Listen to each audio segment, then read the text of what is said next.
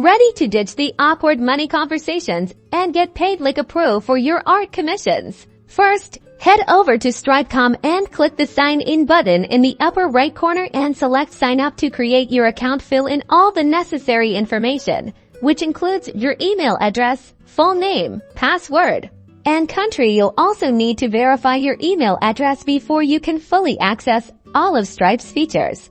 Once your account is set up, explore the Stripe dashboard, which is your central hub for managing everything. Take a look at the options on the left-hand side, such as payments, customers, and products. Familiarize yourself with these features, as they will be crucial for managing your transactions and customer interactions. Now, let's create a payment link. Navigate to the Payment Links section. Click on the New button here. You can define the details of your commission. Enter the name of your commission, the price, and even upload an image of your artwork. You can also set up recurring payments if you offer subscription-based art services. Once you are satisfied, click the Create Link button.